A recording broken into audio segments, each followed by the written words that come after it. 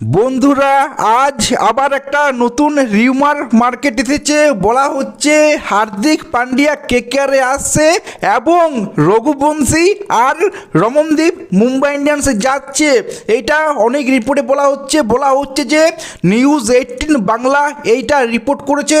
এই রিপোর্টটা কতটা সত্যি কতটা মিথ্যে সেটা জানি না, আমি এটা রিউমার হিসেবেই দেখছি।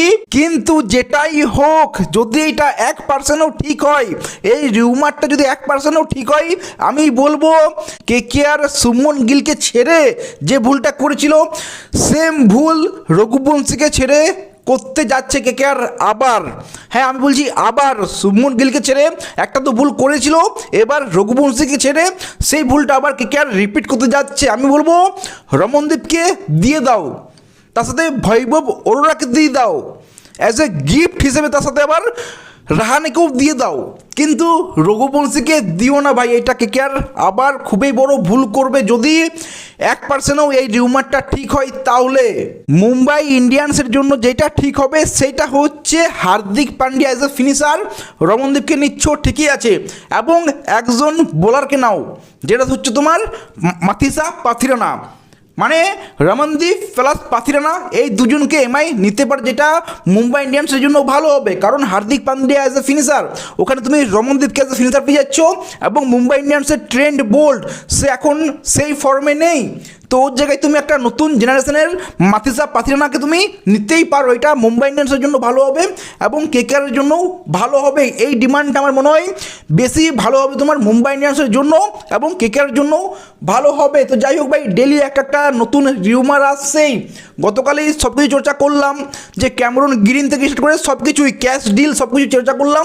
আজকে আবার নতুন রিউমার এসে গিয়েছে, হার্দিক পান্ডিয়া কেকেআরে আসছে এবং রঘুবংশী রমনদীপ মুম্বাই ইন্ডিয়ান্সে যাচ্ছে। যাই হোক, Indian women's team Bangladesh women টিমসকে 5 উইকেটে হারিয়ে দিল। এখন ভাই এইবার ইন্ডিয়ার কাছে একটাই চান্স আছে, অস্ট্রেলিয়াকে হারাতে হবে এবং সেমিফাইনালে যেতে হবে, যেটা খুবই একটা টাফ হবে। বা আরেকটা অপশান আছে, যদি বাংলাদেশ ওমেন সাউথ আফ্রিকা ওমেনকে হারিয়ে দেয় তাহলে ভারতের দল সেমিফাইনালে যাচ্ছে। দুটোই খুবই ডিফিকাল্ট। এই যে India women versus Bangladesh women হলো, সেখানে তোমার স্মৃতি মান্দানা হাফ সেঞ্চুরি করলো, কিন্তু ভাই রিচা ঘোষ 4 নম্বরে কেন নামলো বুঝতে পারলাম না। তার সাথে ইন্ডিয়া ওমেন্স টিম এত খারাপ ফিল্ডিং করছে ভাই, পাওয়ার প্লেতেই 4-4টে ক্যাচ মিস করছে, 4-4টে ক্যাচ কেবল পাওয়ার প্লেতে মিস করে দিচ্ছে। তো এরকম ক্যাচ মিস করলে, এরকম ব্যাটিং করলে, এরকম মানে এইসব করলে তুমি অস্ট্রেলিয়ার মতো টিমের কাছে জিততে পারবে না, আর না জিতলে সেমিফাইনালেও যেতে পারবে না, খুবই কম চান্স হয়ে যাবে। আমি একটা কথা বুঝতে পারি না, চ্যাম্পিয়ন্স ট্রফি জিতেছিল রোহিত শর্মাকে বাদ দিয়ে দিল, টি20 ওয়ার্ল্ড কাপ জিতলো সূর্য কুমার যাদব বাদ হয়ে গেল, তাহলে হরমনপ্রীত কৌর কেন নয় ভাই? একটা নতুন ক্যাপ্টেন চাই ইন্ডিয়ার ওমেন্স টিমে, স্মৃতি মান্দানার মতো একটা ক্যাপ্টেন চাই। হরমনপ্রীত কৌর আই থিঙ্ক তোমার 37 থেকে 38 বছর বয়স হবে তার। যখন তুমি রোহিত শর্মাকে বাদ দিতে পারছো, সূর্যকুমার যাদবকে বাদ দিতে পারছো, তখন হরমনপ্রীত কৌরকে কেন না ভাই? এটা আমি বুঝতে পারছি না। আর আজকে ইন্ডিয়া ভার্সেস আয়ারল্যান্ডের প্রথম টি20 ম্যাচ আছে। সবচেয়ে বড় প্রশ্ন হচ্ছে বৈভব সূর্যবংশী খেলবে কি না।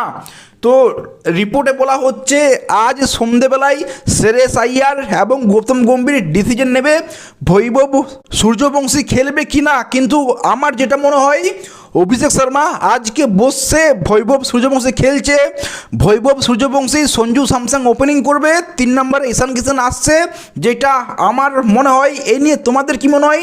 ইন্ডিয়ার টপ 3 কী হওয়া উচিত বা কী হতে পারে কমেন্টে জানিও। ভিডিও ভালো লাগলে লাইক শেয়ার সাবস্ক্রাইব করে দিও। দেখা হচ্ছে পরে, টেক কেয়ার, সি ইউ।